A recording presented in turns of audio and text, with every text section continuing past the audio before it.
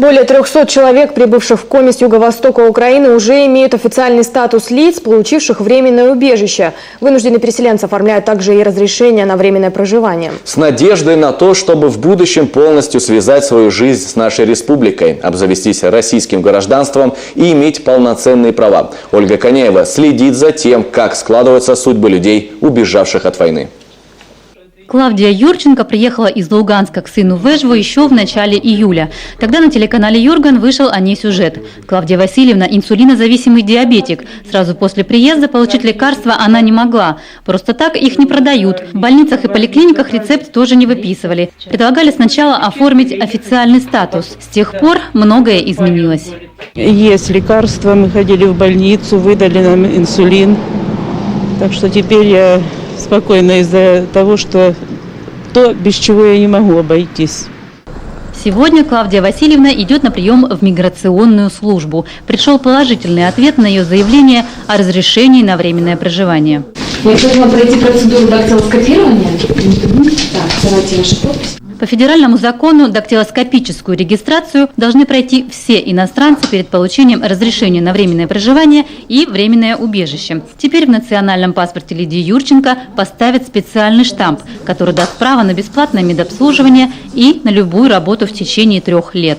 Дальше ей нужно будет зарегистрироваться по месту жительства. И уже буквально через полгода она будет иметь возможность подать документы для получения вида на жительство.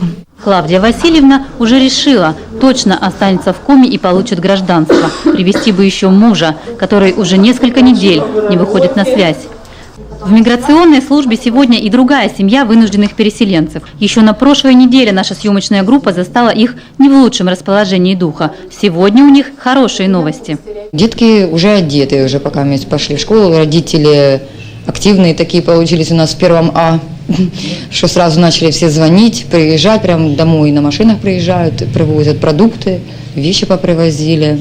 Да, сегодня у нас собрание родительское тоже по поводу нас. Будет собрание в виде чаепития. Антонина с мужем и 3 детьми оформляют разрешение на временное убежище. Очень боялись, что хозяйка арендованной квартиры не захочет регистрировать семейство. Оказалось, напрасно. Отзывчивая женщина сразу дала добро. Члены семьи уже сфотографировались, принесли документы в Ижевское отделение ФМС и заполнили многочисленные анкеты. Далее выдается им справка о том, что документы приняты на временное убежище. И они должны пройти медкомиссию в течение 10 календарных дней. Медкомиссию они проходят бесплатно в нашей поликлинике. Дети в детской, взрослые во взрослой, то есть там без проблем. Украинские паспорта останутся в миграционной службе, зато документ, который будет на руках, даст вынужденно переехавшим украинцам практически такие же права, как у граждан Российской Федерации. Решение о предоставлении временного убежища принимается на срок до 6 месяцев.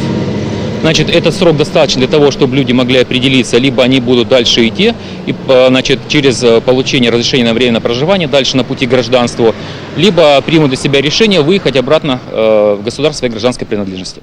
Более 300 украинцев в Коми официально оформили временное убежище. Однако уже есть и случаи отказов. 3 человека не получили статус по причине проживания в Одесской, а не в Луганской и Донецкой областях. По данным Управления Федеральной миграционной службы в Коми, украинцы в республику продолжают прибывать. Всего в регионе их порядка 7 тысяч человек. Вынужденных переселенцев с территории воюющего Донбасса около 1000. Примерно месяц назад эта цифра, по данным того же ФМС, была в 2 раза меньше. Ольга Коняева, Олег Юшков, Алексей Паршиков, телеканал «Юрган», Эжва, Сыктывкар.